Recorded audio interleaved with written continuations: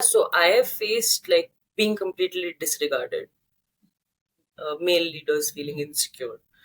Why does she know so much? Why is she so vocal?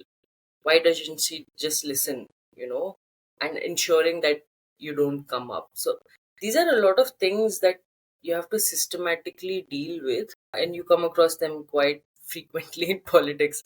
But as I said, if your end goal in your mind is like really strong, then you will have the will to fight through it, and you're gonna like, I'm not having your nonsense. My focus is on my goal, and I'm gonna do that. And do you find this bias comes from both men and women? Of course, a lot of the times it's much worse from the women.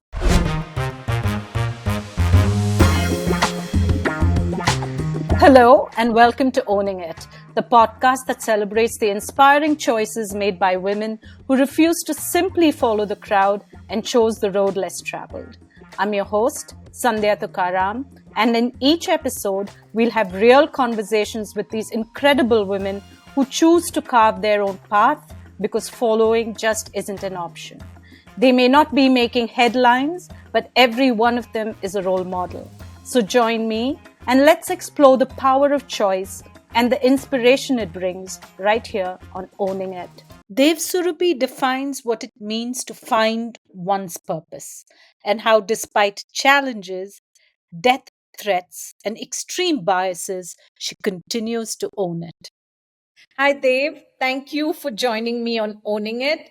Dev, I usually start by going back in time. I always feel that that's a great place to, get to know a person better, and we will with you also.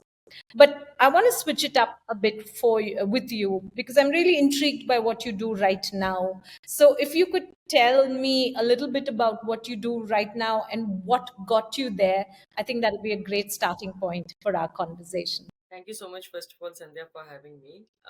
So what I do currently is that I'm in political consulting, and I've been also part of politics for the past 5 years. So that's half a decade. So that's what I do. I try to make a difference in politics using my skill sets. I'm from a marketing background. I come from the corporate sector. So unexpected, but this turn led me to where I am. That what's happening in the country kind of pushed me to take action, to stand up for what I felt was right. And so that led to me being here, where now I consult for leaders, I consult for political parties, I work on political assignments. So yeah, it's a new exciting field. You said there was a turning point when you felt there was just things that you were not happy with, and instead of just being an observer, you decided to be a participant. What was that turning point? Of course, when I worked, I was always politically very aware. I'm proud of that fact. But once I became business owner, like I worked in the corporate sector, then I started my own marketing consultancy, and I started seeing the economic impact of like the GST implementation, the impact of demonetization on businesses around. So cumulatively over the years, as I went along, 2017 onwards, I started like kind of feeling the brunt of whatever policies that were, policy decisions that were taken. And then comes around 2019 and then 2020. So the biggest turning point for me was the anti-CAA protest, uh, which took to grip across the country. The way people came out, especially women, Muslim women came out to protest. Um, and I don't know, I think just seeing the visuals from Jamia Millia and the universities, where students were being beaten up left, right, and center. That was, I think, some nerve in my head just burst, I guess, at that one point. And I was like, is this really democracy? Like, you cannot express your dissent, your opinion in a country without getting beaten up for it. So that was the turning point for me, where I was like, okay, like I can't keep quiet anymore. How does one go from this point where you feel so you can't, like I said earlier, be an observer, because it could happen to anybody. And keeping quiet seems like the worst thing to do, to actually then saying, no, I'm going to do something about it. How does that transition happen? I don't know. It happened for me pretty much overnight. So I was still working in politics. I'd already started, but Mm. it was in the background. I was the invisible force. But when this particular incident happened, I don't know, something clicked in place, and I started writing exactly what I was feeling online. And people somehow started resonating with it. When one starts saying that you're not alone in feeling what you do, and you see other people joining in and saying that, oh, yes, what you're saying is absolutely correct, and we resonate with what you're saying, that's what gives you the courage to, keep going on. And that's what happened with me. Like within a month of, I started writing, and my post started going viral and things like that. I was invited to give a speech for the biggest anti-CA meet in Goa, to an audience of 6,000 plus people, and I had absolutely no political experience, no activism experience, nothing before that. And so things like this suddenly happen, and that's the power of speaking up, and if you communicate well, which I think I managed to do, is when people, really start connecting with you. And so I think that's the transition that takes place. Um, Everybody, of course, has different skill sets, so it depends on how you bring that out. You used a couple of words. One word that stays with me in what you said was courage. Because again, as someone who's watching it still, I'm still in observer mode. Maybe one day I'll also feel strongly enough to move to there.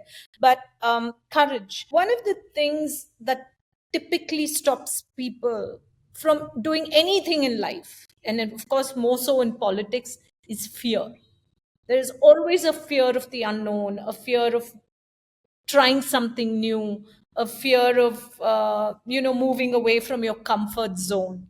What were things you needed to face, Dave, to continue to build from this point where you felt so strongly, where you started expressing your ideas, and then you started being invited to share your thoughts and to, in a sense, lead small movements? And the reason I ask you, Dave, is anybody listening here who's perhaps at that point where they're on the fencing. I feel strongly, but I'm a little afraid. I'd love for them to hear some things from you that can help them make that decision.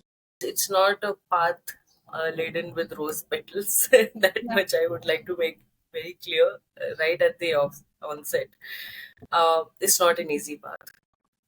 It requires a lot of mental fortitude, and there are days where you feel very down and out, and things like that. So I've gone through that, and a lot of people similar to me who are in politics, they go through that tumble of really feeling bad about whether this is this really working and things like that.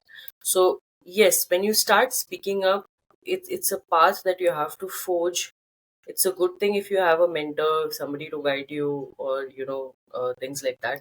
I did have some people who really were there and who guided me through it, so I could avoid major pitfalls and things like that. So there's a lot of like quick learning. You have to adapt very quickly, you have to understand what's happening, you have to be a quick study, things like that.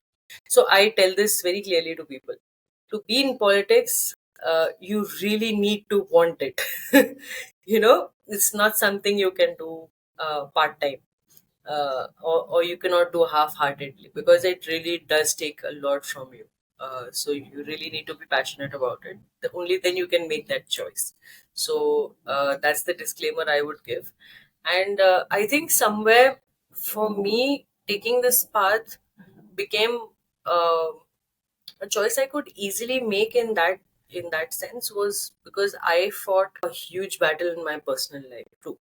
So when one learns how to fight for oneself, I think it becomes easier to fight for others as well. I think that's what helped me in my case. That I had already become fearless in many ways. So I was like, how much of a bigger step is this, when I stand up for the rights of others? Just staying with fear. uh, I have a huge fear of dying. I really do. It's a personal kind of area that causes me a lot of anxiety, and I do want to work on it.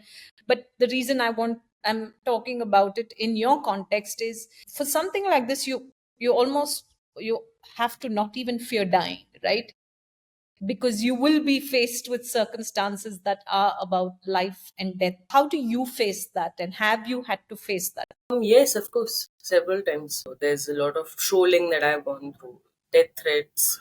I've been publicly disturbed by the police during a protest, in front of the media. So there's a lot of that can happen and does happen and has happened. But as I said, it's not that I don't have fear. Every human being has fear, about what's going to happen, and especially death is a overarching concern for all of us in that way. I guess somewhere when you know that you are fighting for something much larger and greater than yourself, uh, I think that courage comes out. I don't know how exactly it works, but it just does come out, and you are like, I don't care if my life is on the line, but I'm going to fight for this. I guess maybe I can say, I'm not saying that I'm a freedom fighter, but I guess this is the sort of feeling that our freedom fighters went through when they were, going through the struggle to. The cause is so much larger than you as a person. You almost have no choice in doing what it takes to get where you want to go. Before I go back in time, Dave, I just have one more thing in the context of what you do now. And this is, again, an observation. How does someone who makes a choice to, and I've always asked this question of, when you've take on the role of being a leader and fight for a cause. My discomfort a lot of times when watching, and this is, I feel, a human trait, right? Is, how do you know when to not let the you become bigger than the cause? Because at some point you get so aligned with the cause that then it becomes about you, even though when you started it's about the cause. And I feel a lot of leaders have really failed at that point, where then it's no longer that, and it's about ego and me. And I don't know if it's fair to ask you at this point in your journey, but I just wanted to ask you anyway. No, that's a very valid question, and that's something that, of course, I'm not saying that I'm a huge leader or something, but I have come across those points in my career as well, where I've been part of movements, I've been part of things where I could have allowed myself to become larger than the objective or the movement or the cause, but I kept reminding myself that what is the objective and what is the end result that I'm looking for. So a lot of the leaders, they kind of lose sight of, whom are they working for at the end of it. For me personally, I'm a huge proponent of supporting people, and people should get justice, social justice, economic justice, and every kind of justice. So when you have that as your locus, as as your north star, uh, then that really helps in grounding you, and that's the sort of grounding that a lot of leaders need. And I'll be very frank about it, that a lot of our leaders in politics don't have that sort of grounding, because the struggles themselves in politics, when you're going through, like, I'm very lucky, I'm educated, I come from a corporate background, and I've come into politics. So a lot of people who've gone through politics like from scratch, and they've come up, their struggles are like thousand times worse. It a lot of times it's very difficult to ground yourself when you've gone through so much. So there's a lot of mental trauma that comes into play. There's a lot of other dynamics too.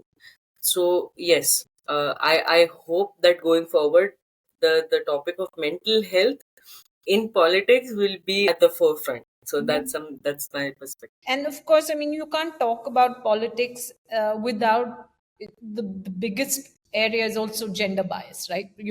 It almost feels cliched talking about it at this point because it's just such a visible issue. But we can't not talk about it, especially as part of your journey. So I really want to ask you from a personal perspective to share what being a woman in a very difficult field has meant for you. Oh, it's it's an uphill battle, um, a lot of the times, because you're not just dealing with men feeling insecure, but a whole system of ingrained patriarchy, which is inherently ingrained in the political system. Because we are dealing with society, right? Politics is what? It's kind of mirroring the sentiments of the people of society, right? So a lot of the times you get the worst of society. You get to see that in politics, and yeah. So I have faced, like, like being completely disregarded, male leaders feeling insecure. Why does she know so much? Why is she so vocal? Why doesn't she just listen? And ensuring that you don't come up. So these are a lot of things that you have to systematically deal with, and you come across them quite uh, frequently in politics. But as I said, if your end goal in your mind is like really strong, then you will have the will to fight through it, and you're gonna, like, I'm not having your nonsense. My focus is on my goal, and I'm gonna do that. And do you find this bias comes from both men and women? Of course, a lot of the times it's much worse from the women. Because they themselves are victims of patriarchy and their way out is to uh, only one can succeed versus, hey, if there's space for all, right? Exactly. So that's what like, women are the biggest enforcers of patriarchy, I feel, in more ways than one. And in politics you can see that a lot. I've come across very few women in politics who are like, okay, I have reached a certain place, and I'm going to create a space for you to also come in and be there with me. It's very, very rare, because they themselves have fought an uphill task, uphill battle, to reach where they are, and they don't want the competition around. No, it's something I talk about a lot, Dave, especially as women become more successful and find their voice and find a platform. I hope the more we see of that, what we can do is then break the shackles of being defined by male idea of success and then start bringing in, no, there's empathy, there's space, there's enough room. I found my voice, now let's create a platform. It's not me versus. Otherwise, I greatly fear we will remain successful in a male construct. Absolutely. And co-creating is a beautiful thing. I have always believed that every individual is unique, no matter, even if, like, say, for example, you and I, we are from the same field, Yeah. but you as an individual bring something to it, which is unique to you, and I bring something to it which is unique to me. I cannot replicate you, and you cannot replicate me. Yeah. So we have to, as you rightly said, that we have to look beyond that lens of masculine idea of being competent, of being successful, and look at co-creating better and creating spaces for each other as women in society. And now let's go back to the beginning. If I met you at 10, I love the age 10. One day I'll decode why. I don't know if something changed in me when I was 10, but I hold on to that. Would I have seen the signs of this Dave at 10? Can you tell me who I would have met? Maybe you would have, because we so I was in a school which is very interesting. We had experiential learning, so we didn't have exams and all that. Where was this? This was in Delhi. It's a school by Aurobindo Ashram. And so we used to learn things experientially. We didn't have a uniform, we didn't have those bags and things like that. So we were learning about elections, and we actually held elections, my class. And we were 18 of us in my class, and we divided into three parties, and so each party had to write their own manifesto and things like that. And the entire school, like, including the teachers and the students, they voted. They partook in the election process. So my party won, and I was chosen the leader. So the signs were always there. So I guess this was that was like a kind of a trailer of what was to come, but I never taken it seriously. This was despite me being a bullied kid in school. I was not the popular child in school, and despite that, my party won, and I was selected as the leader. So yeah, strange things. It almost feels like what's playing out today in at the national level. Hopefully, the bullied person will emerge. But they're staying with you at 10. You spoke about one aspect, and clearly the signs were already there. But there are two definitive aspects of our growing up years, right? One is school, of course, but also the internal aspect, home. What was Dave's environment at home? And did that contribute to who you are today? And of course, it does. But did it contribute to a lot of your core ideas and beliefs, or did it come as rebellion? Mine would be more of rebellion because the environment at home for me, since childhood, has been pretty abusive, more so mentally and also physically, of course. For me, there was a lot of trauma at home. Uh, School was somewhere I started finding my space and footing at the age of 10, actually. I think, so, again, something to do with the number. And so yeah, I started seeing my space in school and things like that. So yeah, completely different. I have actually, for most of my life, and even now, it's been 7 years since I've left home, and I don't have a connect with my parents or my sibling.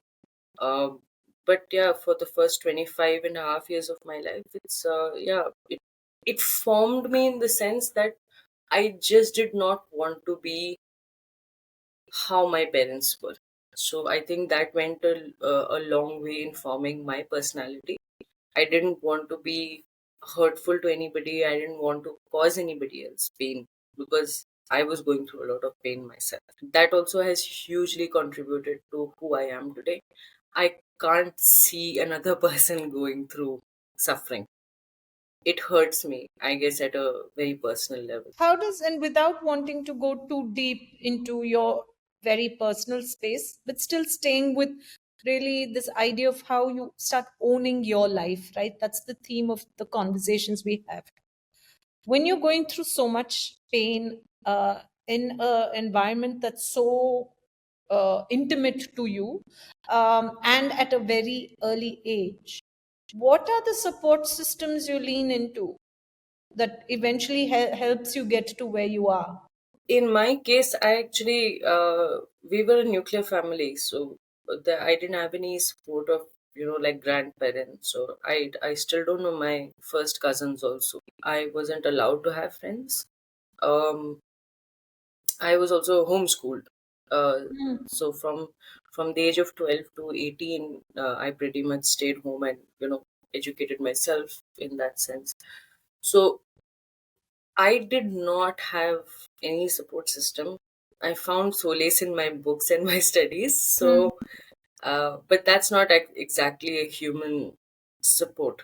I think it's only once I grew up, like when I went for my master's to Dubai, I started, like sort of meeting people, making connections. Even that was forbidden for me. But yeah, I always had the desire to connect to people, uh, to have meaningful connections, even if that was forbidden for me. And I think that grew over time, and especially after I left home. So, yeah, I would say that I did not have support while growing up, but I still wonder how I got through what I did, but I did, yeah. You got through it on your own terms, and you got through it by owning it. As you talk about this, I know there's just so much there that is there to uncover, but also deeply personal. So I don't want to dig further. But Has it come in the way of you trusting people, or does it mean you trust people more because you want more people in your space? So initially, once I left home, and like my life then started happening on my own terms. So yes, initially I did trust people. First of all, I come from a lot of privilege. So my father was a bureaucrat, a very high ranking one, and so I had a lot of privilege in life, in the sense that facilities and things like that. But a lot of things going wrong in my personal sphere. So I was never exposed to the world as a normal person would have been while growing up. So once I did forge my path into the world on my own, it was a very steep learning curve for me. Um, so I started, like trusting people quite easily, and bore the brunt of it too. I was cheated, things like that.